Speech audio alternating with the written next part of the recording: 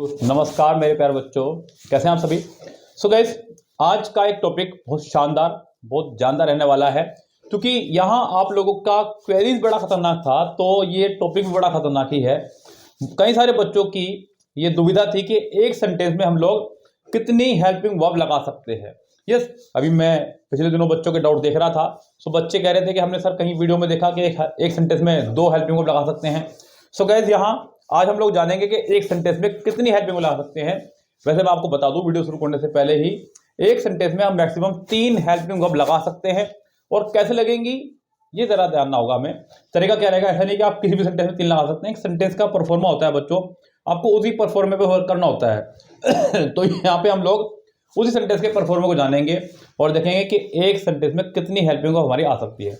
लेकिन इससे पहले मुझे आपको हेल्पिंग वर्ब के बारे में थोड़ा सा बताना होगा, फिर मुझे लेकर चलना होगा आपको उस सेंटेंस पर जो सेंटेंस की आप इंतजार कर रहे हैं। लेकिन उससे पहले आप लोग फटाफट से चैनल को सब्सक्राइब करके बेल आइकन दबा दीजिएगा, जिससे कि आपको आने वाली वीडियोस के नोटिफिकेशन समय पर मिलते रहें और अपने डाउट आप इसी तरह से क्लियर करते रहें। चलिए बच्चों, देखो बच्चों, ध्यान से यहाँ पे जरा ध्यान दीजिएगा। अगर मैं बात करूँ बच्चों यहाँ पे हेल्पिंग वर्ब की, यानी कि सेंटेंस के अंदर हेल्पिंग वर्ब क्या रहती है बच्चों। अगर आप लोगों ने हेल्पिंग वर्ब्स के बारे में पढ़ा होगा, यस, तो हेल्पिंग वर्ब हमारी 3 तरह की रहती हैं, एक प्रेजेंट की, पास्ट की और फ्यूचर की। यस, प्रेजेंट की हेल्पिंग वर्ब और पास्ट की हेल्पिंग वर्ब और बच्चों फ्यूचर की हेल्पिंग वर्ब। प्रेजेंट, पास्ट और फ्यूचर की हेल्पिंग वर्ब, ये 3 तरह की हेल्पिंग वर्ब हमारे पास रहती है मेनली। तो यहां हमें तीनों की अलग अलग वर्ब बता दूं मैं आपको। प्रेजेंट के अंदर जो वर्ब हमारी रहेंगी और पास्ट के अंदर जो रहेंगी, फ्यूचर के अंदर जो रहेंगी, वो देख लीजिएगा। प्रेजेंट में हमारी जो मेन रहती है हेल्पिंग वर्ब वो डू डज, यहां इज एम आर, साथ में आपकी हैज हैव और आपकी हैविंग। अगर मैं बात करूं इसी तरह से पास्ट की हेल्पिंग वर्ब की, तो पास्ट में आपकी रहती है बच्चों डिड, यहां पर आपकी वॉज वर आ जाएगी, यहां आपका हैड आ जाएगा और यहां आपका आ जाएगा यूज टू। अगर मैं बात करूं यहां पर बच्चों, तो यहां पर आपका पूरा model verb will, shall, can, may, would, should, could, might, must और टू। सो गाइस, ये आपका हेल्पिंग वर्ब है जो प्रेजेंट, पास्ट और फ्यूचर की श्रेणी में बटी रहती हैं।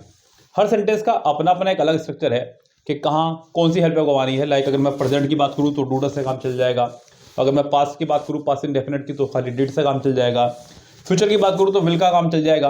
अब यहाँ कुछ सेंटेंस ऐसे भी हैं जिनमें 2 आपकी हेल्पिंग वर्ब तक पहुँच जाती हैं, कुछ ऐसे हैं जहाँ पर 3 हेल्पिंग वर्ब तक पहुँच जाती हैं।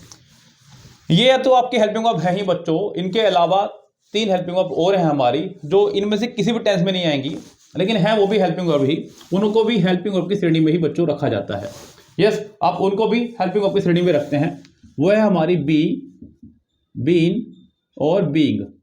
ये 3 भी हमारी हेल्पिंग वर्ब ही हैं, लेकिन ये किसी भी टेंस की श्रेणी में नहीं आती हैं।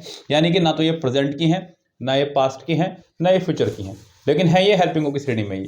यानी कि आपके पास में ये पूरा हेल्पिंग वर्ब स्ट्रक्चर आ गया है। अगर मैं इनको फैमिली वाइज डिवाइड करूं तो इनकी मैं 4 फैमिली बनाता हूं बच्चों। अगर इनको आप लोग फैमिली के हिसाब से डिवाइड करना चाहेंगे तो पूरी 4 फैमिली आपके सामने वर्ब की बन के आएंगी। वो चारों फैमिली क्या रहेंगी उनके बारे में थोड़ा सा मोटा मोटा जान लीजिएगा, फिर मैं आपको सेंटेंस लेके चल रहा हूँ। पहली फैमिली हमारी आ जाएगी बच्चों बी की फैमिली, जिसके बारे में मैं पहले भी कई बार जिक्र कर चुका हूँ। बी की फैमिली के अंदर इसका पूरा अपना एक परिवार है, 8 लोगों का अच्छा खासा परिवार है इसका। सबसे पहले तो इसके अंदर आपका आ जाएगा इज, एम, आर, वोज, वर और साथ में इसके अंदर आपका आ जाएगा बी, बीन और बीइंग। ये 8 लोगों का परिवार है बी का। बच्चों बी के साथ में या तो आपकी रहती है आईएनजी फॉर्म या फिर रहती है आपकी थर्ड फॉर्म। आईएनजी फॉर्म आपकी एक्टिव में, थर्ड फॉर्म आपकी पैसिव में रहेगी।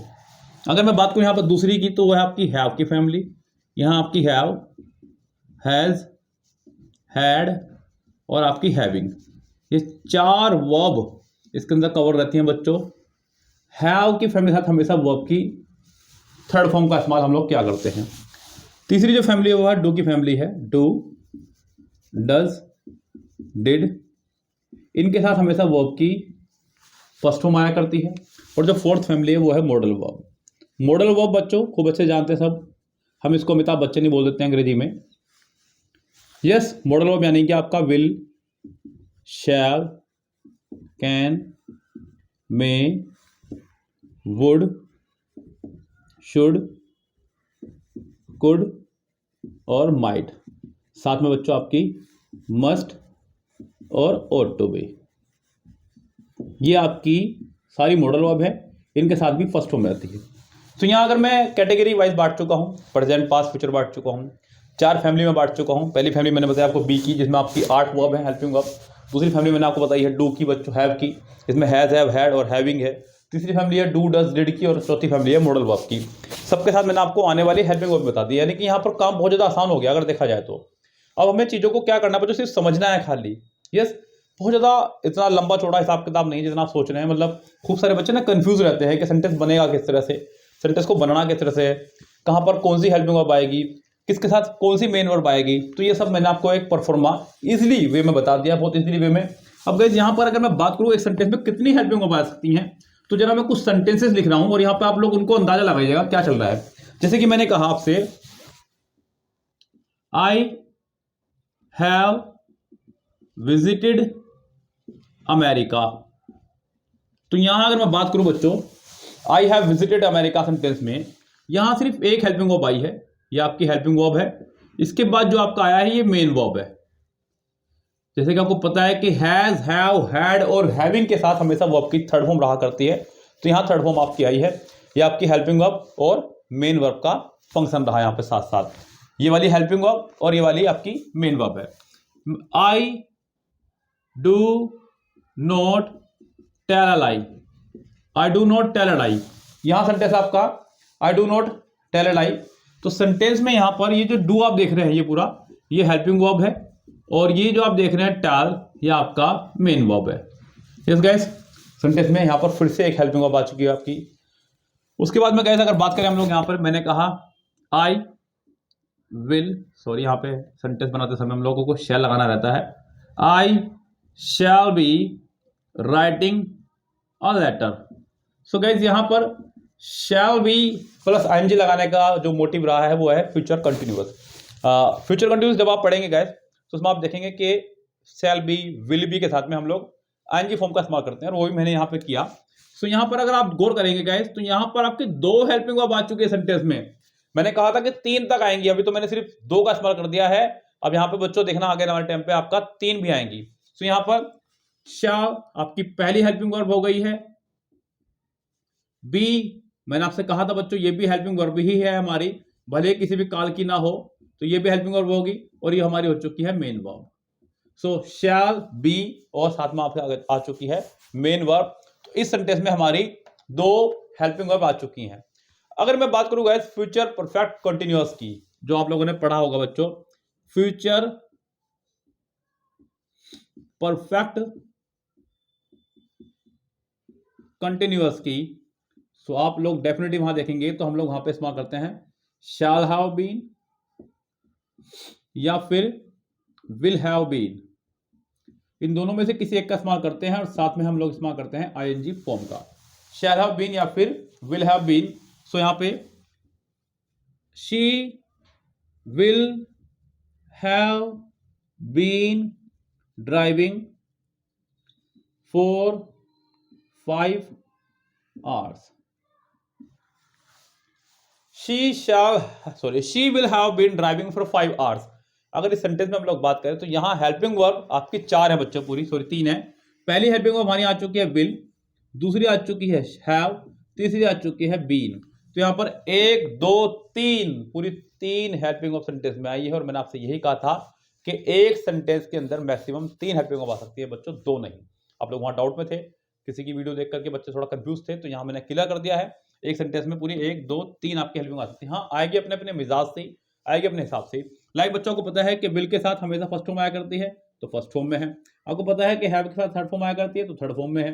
बीन के साथ में या तो एनजी आया करती है, थर्ड फॉर्म आया करती है तो एनजी भी है। तो यहाँ पर सब कुछ चलेगा अपने मिजाज के हिसाब से ही, लेकिन हेल्पिंग वर्ब की श्रेणी में इनको रखा जाएगा।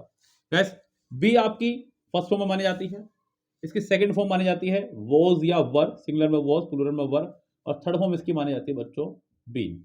ऐसी आपकी हैव जो है फर्स्ट फॉर्म भी मानी जाती है, इसकी सेकंड फॉर्म हैड है और थर्ड फॉर्म इसकी हैड है। अब आप इसे किसी भी तरह से यहाँ सोच सकते हैं कि क्या यहाँ पे ये ऐसे मेन वर्ब आ रही है, ऐसे ये थर्ड फॉर्म आ रही है। ये तो सिर्फ एक जवाब था बच्चों की बात का। देखिए यहाँ पर ये हेल्पिंग वर्ब हो गई है, अगर आप इसके साथ मेन वर्ब मान लें तो मेन वर्ब मान सकते हैं, फिर ये मेन वर्ब मान सकते हैं, ये मेन वर्ब मान सकते हैं। आप ये भी कह सकते हैं कि सेंटेंस में 3 मेन वर्ब आ रही हैं, आप ये भी कह सकते हैं सेंटेंस में 3 हेल्पिंग वर्ब आ रही हैं। बच्चों कहने की बात है तो खाली आप इसको जैसा मर्जी ले सकते हैं सेंटेंस को, लेकिन ये पूरा परफॉर्मा अपने पास रखें, नोट्स बनाइए खूब सुंदर से।